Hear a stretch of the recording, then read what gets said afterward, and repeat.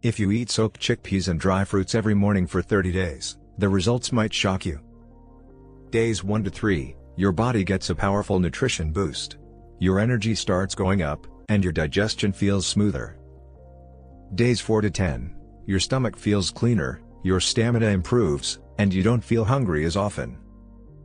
Days 11 to 15, when you look in the mirror, you may notice a slight glow in your skin. Your body feels stronger, and even your hair fall may start getting under control.